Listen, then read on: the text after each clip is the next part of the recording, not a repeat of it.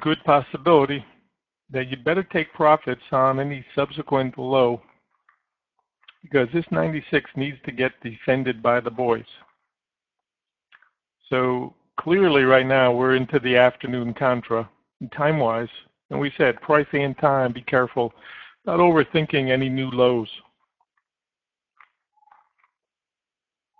And this low, visually you can see it, is the next idea of a support low. There's a gap at 93.5, so on subsequent revisits here and below, obviously that can get closed, but from a perspective of taking profits and trying one more time, yada yada, that makes sense.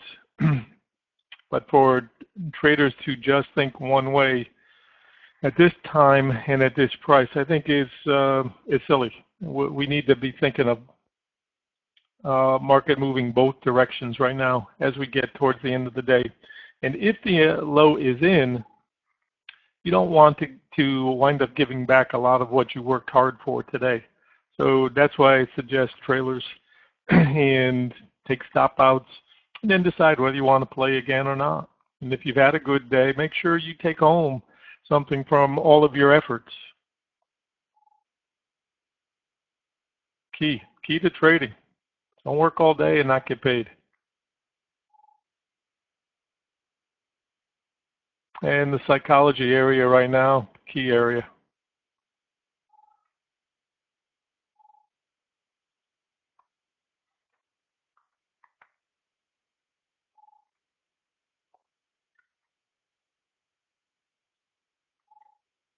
And we had to reset another angel, right?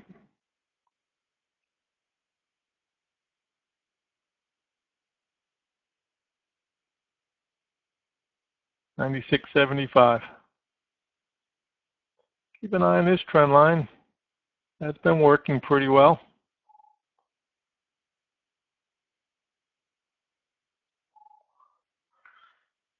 Obviously the NASDAQ, we said keep an eye right here. This is a key idea, this blue line right here for now, that's a double. Come a long way. So on subsequent bounces, then the next, obviously, revolution will be key to seeing what direction we're really going.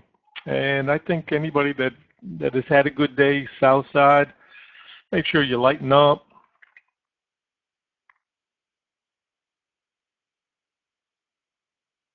For sure, 20-minute chart has been very kind to us, the 60 as well.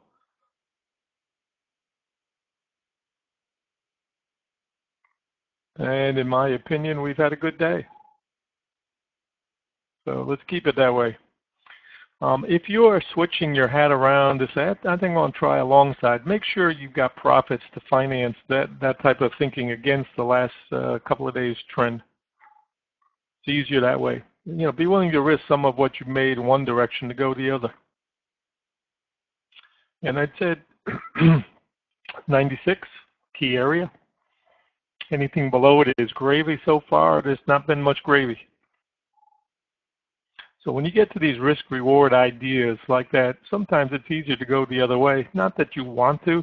If you've been hitting bounces all day or just using a trailer, you'll never get the bigger move that just comes and keeps going if you always just switch gears. But after a day like yesterday, you know, we need some kind of a profit-taking bounce. And that's why I said today, be very careful this afternoon about overthinking the short side.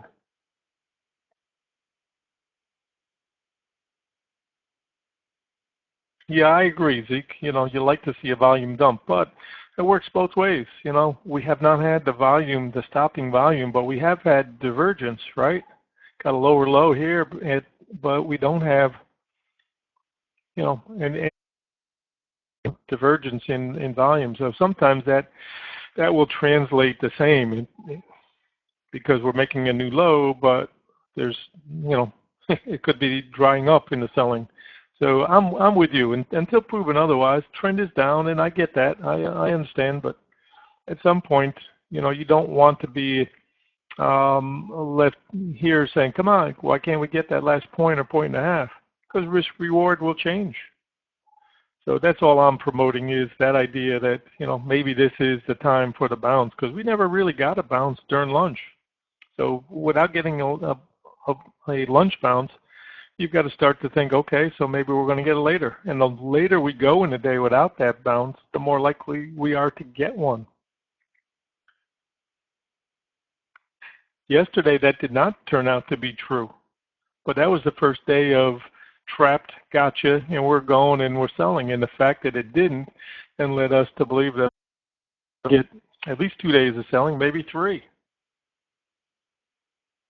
So this is more a function of traders just saying, I want to take some profits. And realistically, our primary target, 96.5, was hit. So T1, when T1 gets hit, we know that T2 is harder.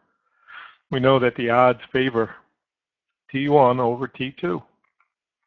And if you get T1 and lighten up and take profits, then you're in a position to decide whether or not you want to re-enter with a better, zone, with a better price.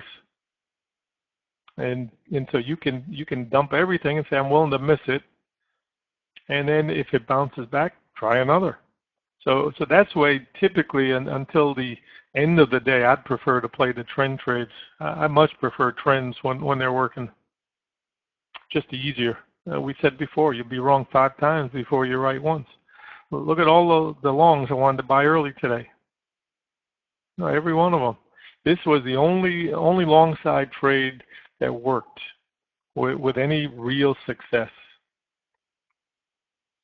And then the bounce into, from the 10 o'clock bounce, and then immediately met with more selling. And this was natural here. The 1500, psychology support, okay, and bouncing in for the half gap trade. So don't overthink this. If you've had a good day, make sure you lock it up. This is not the same quality as the plunge yesterday. It's a nice steady downdraft, no doubt. But risk reward will change as we get closer to that 92, 93 target.